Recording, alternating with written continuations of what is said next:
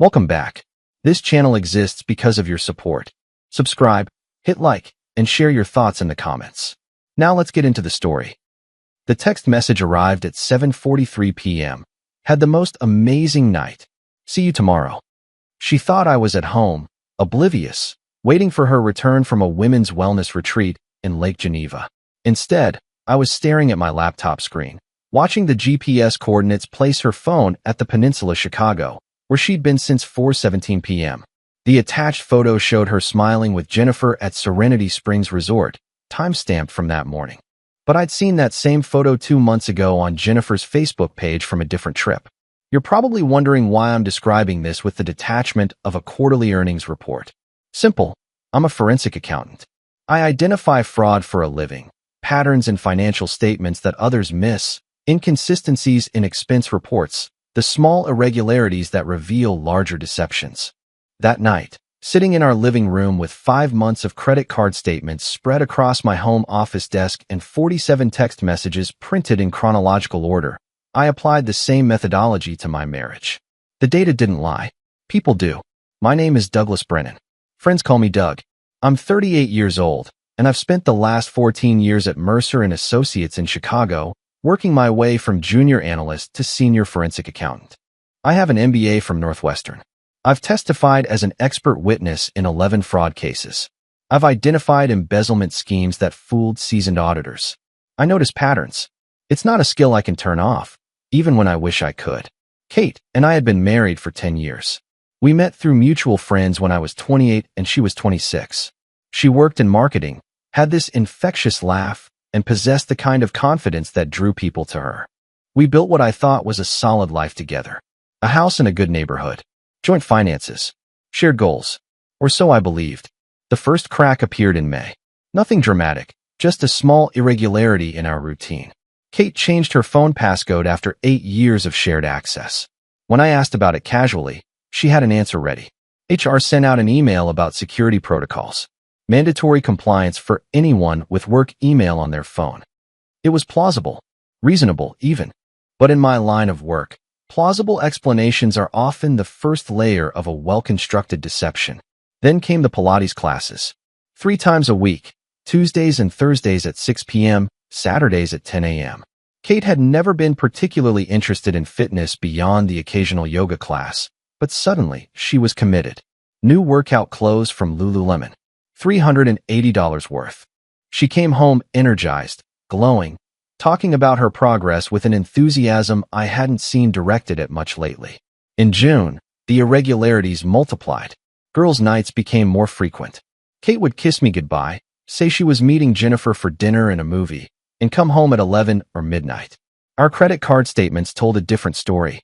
$147 at Gibson's Bar and Steakhouse on a night she claimed they'd seen a movie. 2 entrees, 2 glasses of wine. Expensive choices for a casual dinner between friends. I found a receipt for Victoria's Secret tucked in her gym bag. $216. I never saw whatever she'd purchased. When I mentioned it, she laughed it off. Just treating myself. Is that a crime? No, but the pattern was forming. July brought escalation. Kate added a Monday evening Pilates class. 4 times a week now. Our credit card showed an $89 parking charge at the Four Seasons. When I asked about it, she said she and Jennifer had met there for lunch. Validated parking wouldn't cost $89. I didn't press. I was still gathering data. One evening, she came home with a visible hickey on her collarbone. Pilates equipment, she explained with a casual wave. The reformer spring caught my skin. I nodded, said nothing, noted everything. By August, I'd stopped asking questions and started documenting answers. We'd set up Find My iPhone years ago when Kate got nervous about traveling alone. One of those just-in-case features couples activate and forget about. I checked it one evening and realized it was still active on both our phones. Kate had never turned it off. I began cross-referencing her claimed locations with the GPS data. The discrepancies were stark. On August 10th, she told me she was having dinner at Alinea with Jennifer and 2 other friends. High-end restaurant, special occasion. Her location data placed her at the Langham Hotel from 7:15 to 10:42 p.m. At 9 o'clock, I called Jennifer with a fabricated work emergency. She answered immediately.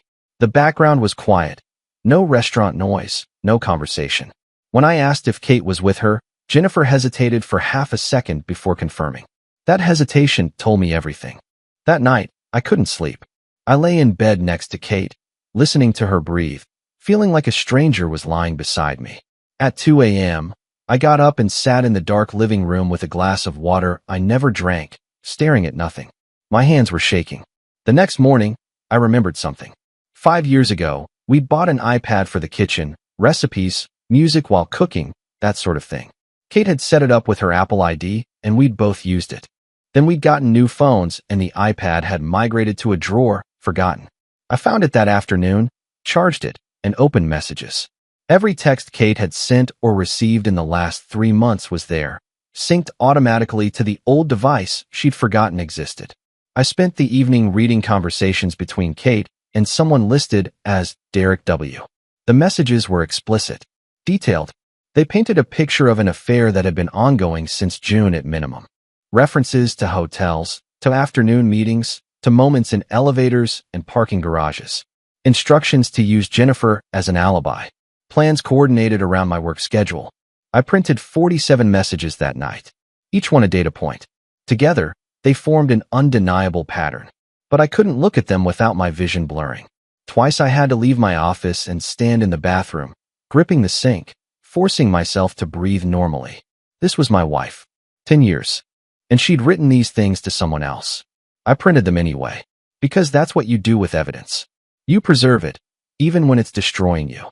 On September 14th, Kate came home with news. I'm doing a wellness weekend with Jennifer and a couple other women. October 18th through 20th. Serenity Springs Resort in Lake Geneva. Yoga, meditation, spa treatments, the whole thing. Should be really rejuvenating. She was so enthusiastic. Her eyes sparkled with an excitement I hadn't seen in months. Not because of the retreat, I realized, but because of the alibi she'd constructed. Sounds great, I said. You deserve a break. She hugged me, held on a little longer than usual. For a moment, I wondered if some part of her felt guilty. Then she smiled and went to call Jennifer to finalize plans. I scheduled a meeting with Martin Kessler the next week. Martin runs Richardson and Kessler, one of the most respected family law firms in Chicago. I'd served as an expert witness on a complex asset fraud case for one of his clients 2 years ago. He owed me a favor. You're handling this with remarkable composure, Martin observed as I laid out the evidence. Text messages, location data, credit card statements, hotel receipts I'd obtained through our joint account access. My hands were steady as I passed him the folder. They'd only been steady for the last 2 days. The week before, I'd printed the same hotel receipt 4 times because I kept making errors, my vision swimming. Emotional reactions give away leverage, I replied. And I have no leverage to spare. He nodded slowly. Most clients in your position can barely form coherent sentences. This isn't about emotion. It's about evidence and outcomes. The lie came easily. Everything was about emotion. I just couldn't afford to show it. On September 25th, I transferred $67,000, exactly half of our joint savings, into my personal account. Money I'd primarily earned through years of 60-hour work weeks and quarterly bonuses. Not vindictive, just protecting what was mine. The preliminary divorce paperwork arrived at my office on October 4th. I read through it twice, made minor notes, approved the filing strategy. Everything ready, waiting for the right moment. On October 15th, I discovered Kate's actual reservation. Not at Serenity Springs Resort in Lake Geneva, but at the Peninsula Chicago. The confirmation email had come to our shared email account, the one we used for bills and joint purchases, another thing she'd forgotten about. 2 nights. Booked under the name D. Walsh. Charged to Kate's personal credit card. $1,940. I ran a background check on Derek Walsh. 34 years old. Pilates instructor at a studio in River North. Married to Claire Walsh since 2018. Claire worked as a pediatric nurse at Northwestern Memorial. The irony wasn't lost on me. Kate was betraying our marriage with a man who was betraying his own wife. They deserved each other. October 18th arrived. Kate packed her bag that morning with theatrical care, showing me the yoga mat, the meditation journal, the book she planned to read. She kissed me goodbye at the door. Don't miss me too much, she said. It's just 2 days. I've got plenty to keep me busy, I replied. She had no idea how true that was. I tracked her phone throughout the day from my office. At 4:17 p.m., her location shifted to the Peninsula Chicago on Michigan Avenue. At 4:23 p.m., a credit card alert hit my phone. $1,940. I finished my work, packed my briefcase, and drove home. The house felt different that evening. Quieter. I poured 2 fingers of Maker's Mark bourbon and sat down at the dining room table. I'd already printed everything. Text messages organized chronologically. Credit card statements with relevant charges highlighted in yellow. Location data screenshots showing the discrepancy between claimed and actual positions. A timeline I'd created showing 14 instances of verifiable deception over 5 months. I spread it all across our bed upstairs. Arranged it methodically, like presenting evidence in a fraud investigation. The timeline in the center. Text messages to the left. Financial documentation to the right. Location data across the bottom. In the middle of it all, I placed 2 items. My wedding ring. The preliminary divorce petition. At 7:43 p.m., my phone buzzed. Kate's text message appeared with that photo of her at Serenity Springs. I recognized it immediately. Jennifer had posted it 2 months ago from a girl's trip. Kate had downloaded it and was pretending it was current. Another lie, another piece of evidence. I finished my bourbon. For a long moment, I stared at that photo. At her smile. At the casual confidence of someone who thought she'd gotten away with something. Then I changed the sheets on our bed to fresh linens, wanting no trace of her when this was over. I couldn't sleep that night. I thought I'd feel satisfaction, or relief, or something resembling peace. Instead, I lay in our guest room staring at the ceiling, replaying 10 years of marriage like a film reel, looking for the moment it had started to decay. Saturday morning, I positioned an armchair in the living room facing the front door.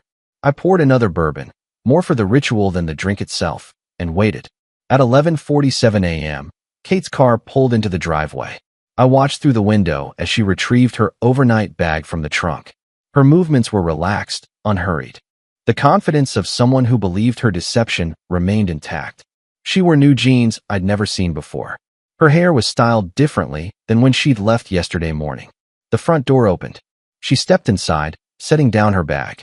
"Hey," she called out, flipping on the entryway light. "You're sitting in the dark?" Weekend ended early. One of the instructors got food poisoning, so they had to cancel the afternoon sessions. I remained still, watching her.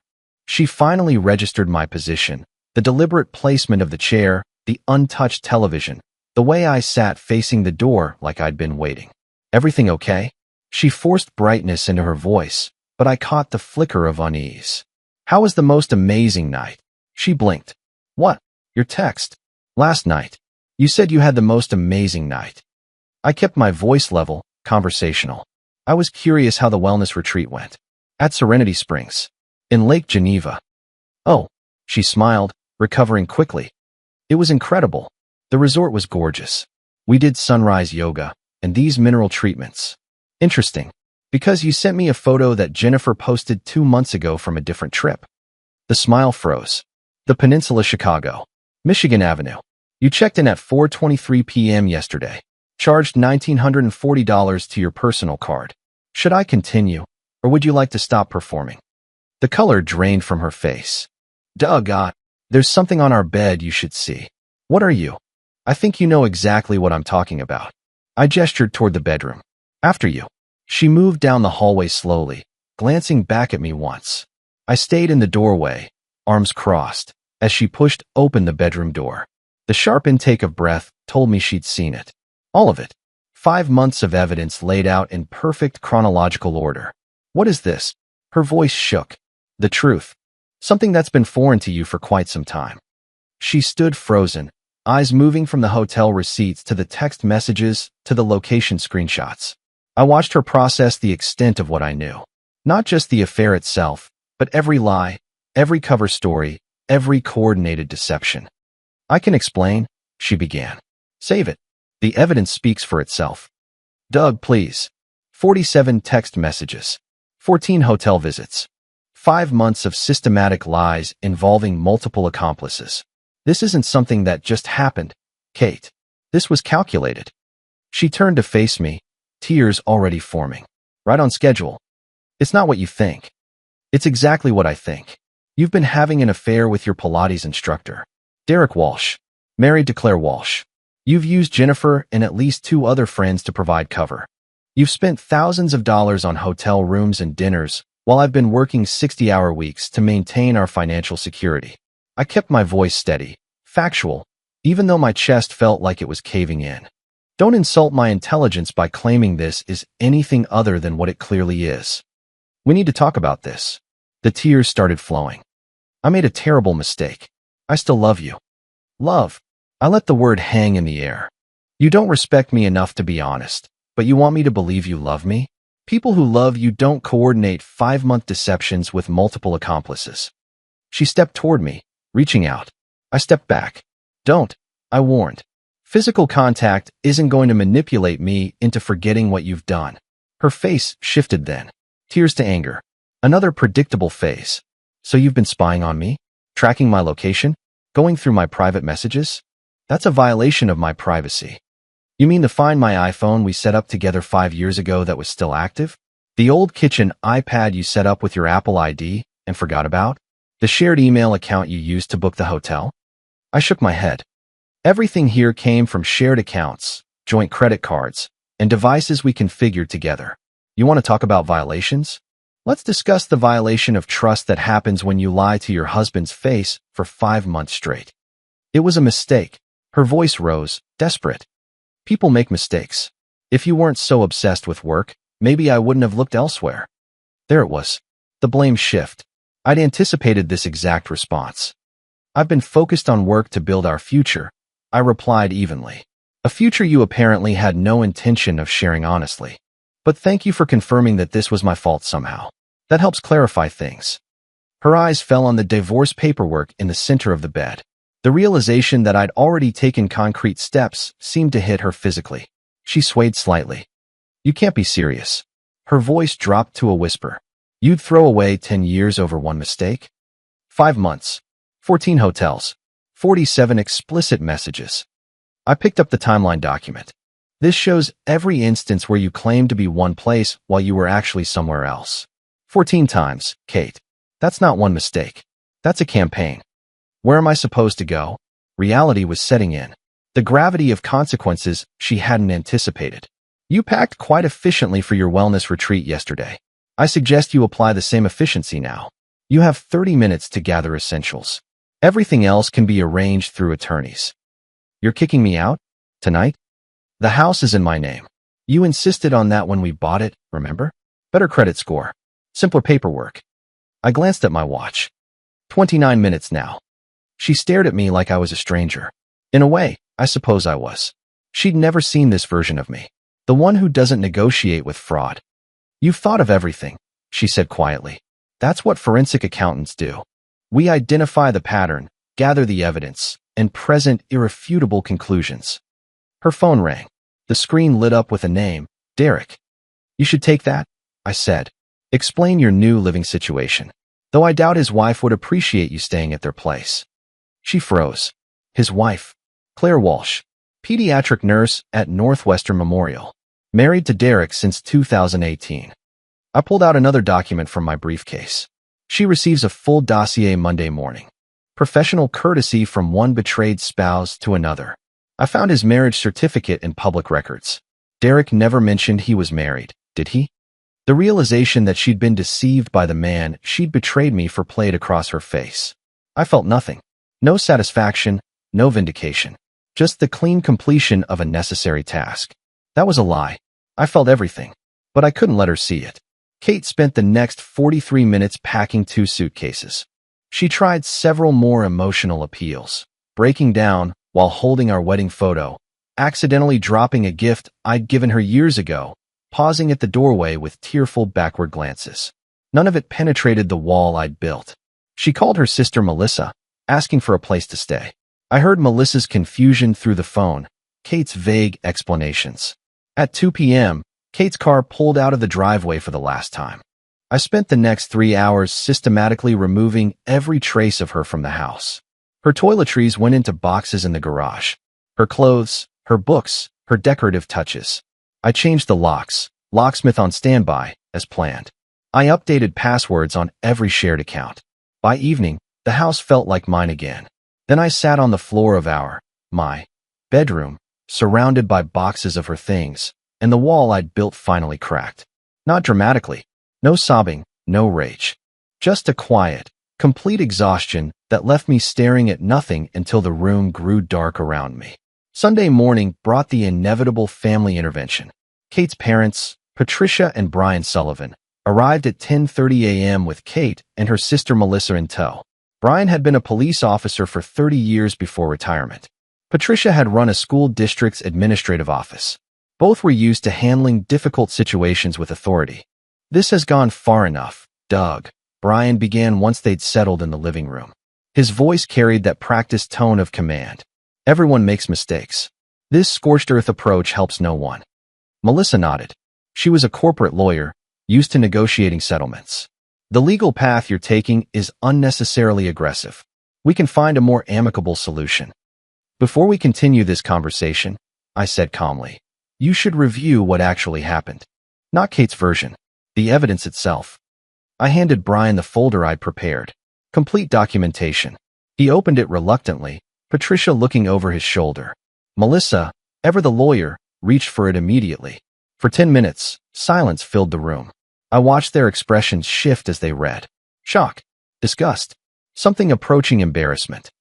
"Jesus Christ," Melissa finally muttered, setting down a page of particularly explicit text messages.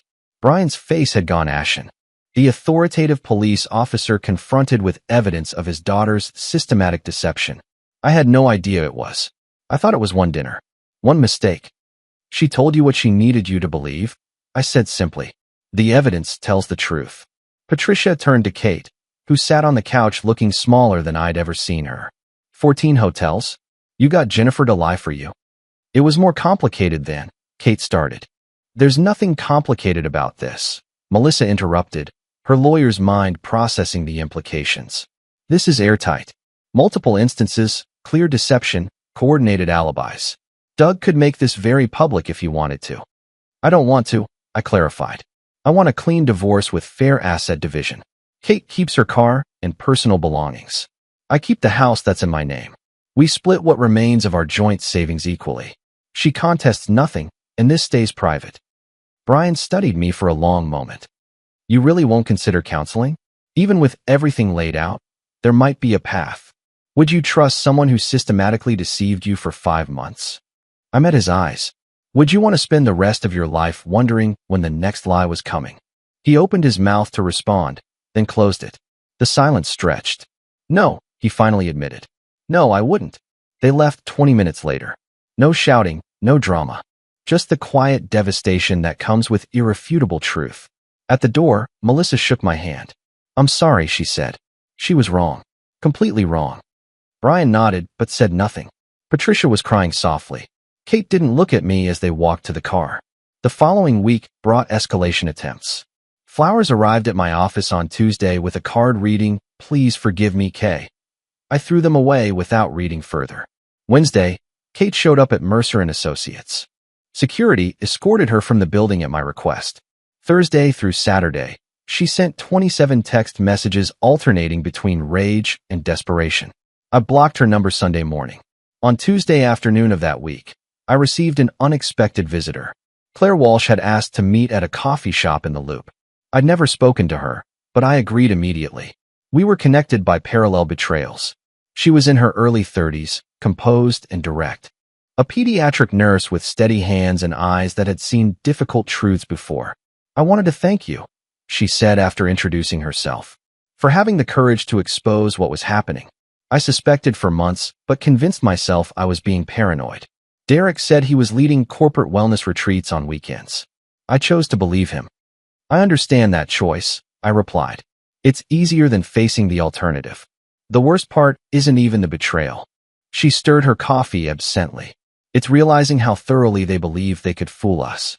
How little they respected our intelligence. They mistook patience for blindness," I said. "Trust for stupidity." "Exactly." Relief showed in her eyes at being understood. "My friends keep asking if I'm going to fight for my marriage. They can't understand why I'm not begging him to stay, trying counseling, giving him another chance. People who haven't experienced this kind of systematic deception don't understand that some things, once broken this deliberately, aren't worth repairing. Yes. She smiled faintly. My mother thinks I'm giving up too easily. She doesn't understand that it's not about ease. It's about self-respect. We talked for nearly 2 hours, comparing notes on our parallel journeys through deception and discovery, the similar tactics our spouses had used, the elaborate cover stories, the accomplices who'd enabled the betrayals. There was no romantic connection between us, despite what others might assume. Just the clean recognition of kindred spirits navigating similar storms with dignity intact. As we parted, Claire offered a handshake and a simple observation. They chose each other over us. But in doing so, they freed us to choose ourselves. I carried those words home with me, finding unexpected resonance in them. That night, Kate sent a final text that somehow bypassed the block. I never meant to hurt you. I hope someday you can forgive me. For the first time, I replied, this isn't about forgiveness. It's about consequences. May your future relationships receive the same loyalty you showed this one. I blocked the new number immediately, closing that door with finality. The next 3 months moved with the efficiency of a well-executed project plan. Divorce mediation happened in mid-November. Kate didn't contest the terms. Asset division was clean. She got her car and personal items. I kept the house and most of the savings I'd earned. Our attorney, Martin Kessler, seemed almost disappointed by how straightforward it became. Most divorces are battles, he commented. This is more like a business dissolution. That's all it ever was, I replied. A partnership that one party violated. The emotional component ended the moment I saw the evidence. That was another lie. The emotional component was still there, buried under layers of control I'd spent months constructing. But it was easier to pretend otherwise. The divorce finalized on December 28th. I signed the papers in Martin's office with the same detachment I'd bring to closing a case file. Kate wasn't present. Her attorney handled everything remotely. She'd moved to Indianapolis in late November, taking a marketing position at a smaller firm. Fresh start in a new city. I heard this through mutual friends who'd chosen sides. Most sided with me once they saw the evidence. I sold the house in January. Too many ghosts, too many memories of a life that turned out to be a lie. I purchased a loft in River North with floor-to-ceiling windows overlooking the city. Modern, clean, completely mine. No shared history embedded in the walls. Work became a refuge. I accepted a promotion to Director of Forensic Accounting in February, taking on oversight of 3 major fraud investigations across multiple states. The travel suited me. The complexity engaged my mind. I remembered why I'd chosen this career. The satisfaction of uncovering truth, of seeing patterns others missed, of bringing clarity to chaos. I reconnected with hobbies I'd abandoned during the marriage. Photography.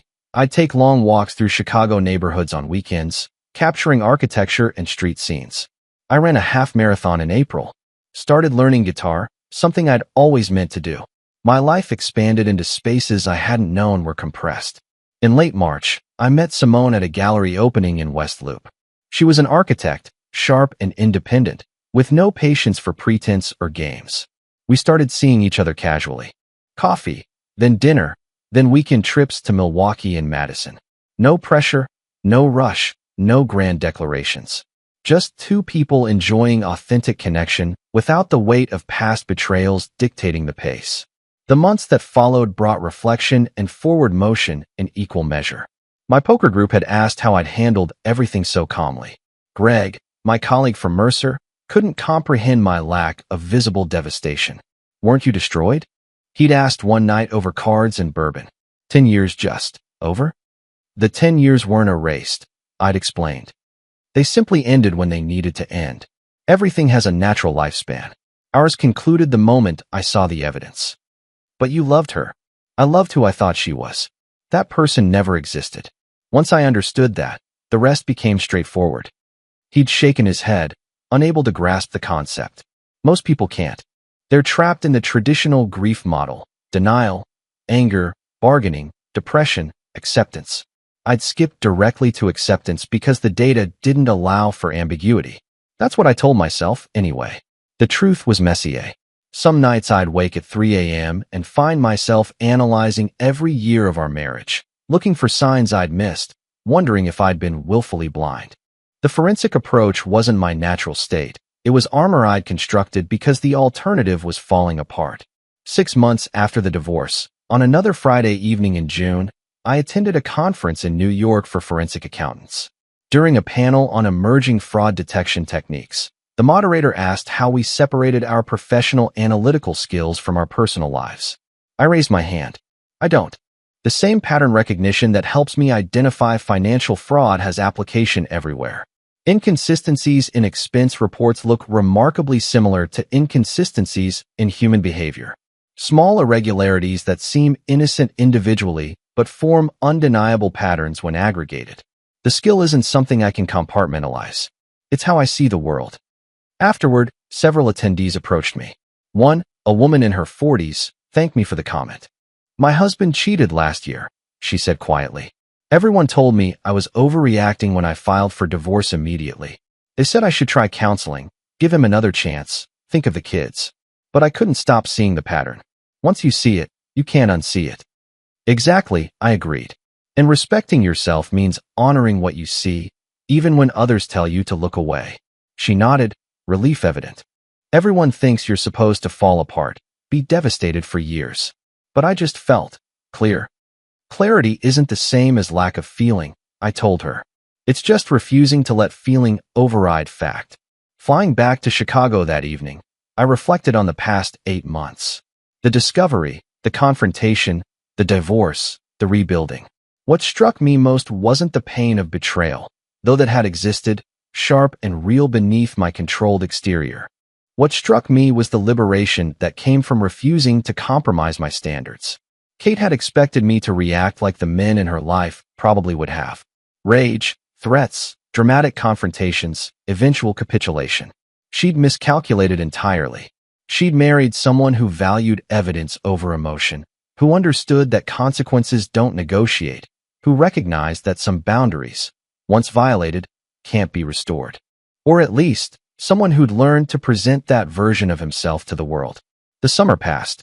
Simone and I continued seeing each other, neither of us rushing to define what we were building. Work absorbed my energy in the best way, solving problems, finding patterns, bringing clarity to chaos. In early October, nearly a year after the discovery, Kate sent an email. Subject line, "I'm sorry. I almost deleted it unread. But curiosity won. Doug, I know you won't respond, and you shouldn't. Nearly a year has passed since everything fell apart. Therapy has helped me understand the insecurity and selfishness that drove my choices. I destroyed the best thing in my life because I couldn't recognize its value until it was gone. You deserved loyalty and honesty. I gave you neither.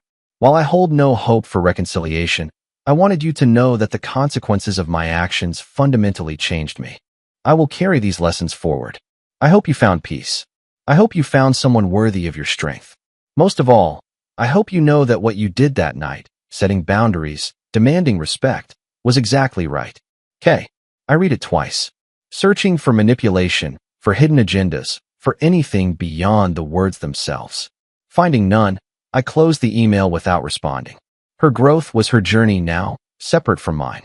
On October 18th, exactly 1 year after the discovery, I stood on my loft balcony watching the sunset paint the Chicago skyline in shades of amber and rose. My phone rested on the railing, silent. No desperate text from Kate. No emotional pleas from her family. No drama whatsoever. Just a calendar reminder I'd set months ago, 1 year since clarity. I'd thought about this day periodically throughout the year. Wondered if I'd feel different, sadder, more affected by the anniversary of my marriage's end. Instead, I felt grateful. Grateful for the evidence that revealed truth. Grateful for the skills that allowed me to see patterns others missed. Grateful for the strength to enforce boundaries without guilt. Kate had called it her most amazing night. In the text message that started everything, she declared her joy without knowing I could see exactly where she was, that I'd already uncovered her recycled alibi photo. The confidence in that message, the certainty that she'd fooled me, would have been infuriating to some men. To me, it was simply data. One more piece of evidence in a comprehensive case file. She was right, though, in an ironic way. It was an amazing night. Not for the affair that ended her marriage, but for the awakening that began my freedom. The night I stopped being a husband accommodating lies and became someone who demanded truth. The night I applied my professional expertise to my personal life and found it equally effective. The night I learned that consequences keep records. And so do I. My phone buzzed. Simone, we'd planned dinner for this evening. 1 year exactly from the night that changed everything. Running late. Traffic on Lakeshore. Save me a seat? I smiled, typing. Always. Whether this relationship with Simone developed into something significant remained uncertain. I was in no rush. No longer driven by timelines or expectations about where I should be at 38. The surprise I'd left on our bed that October night had been intended as a final statement to Kate. What I hadn't anticipated was that it would also mark a beginning for me. The start of a life defined by unwavering standards, by the courage to enforce boundaries, by the willingness to stand alone rather than compromise fundamental principles. Some people might view my story as one of loss. A marriage ended, trust shattered, 10 years invested in something ultimately discarded. I see it differently. What was lost was an illusion, a marriage that existed only in my imagination, built on a foundation of assumed honesty that never actually existed. What was gained was infinitely more valuable. Self-respect. Boundaries I'll never again compromise. The knowledge that I can stand alone rather than accept less than I deserve. The understanding that loneliness is preferable to disrespect and temporary discomfort superior to permanent compromise. And that, ultimately, was the most amazing true gift. Not the evidence itself, but what the evidence allowed me to become. Someone who values himself enough to enforce standards. Someone who recognizes fraud in all its forms. Consequences keep records. So do I, and I'll never stop. Dear listeners, that's our ending. If it resonated, subscribe to support the channel. See you next time.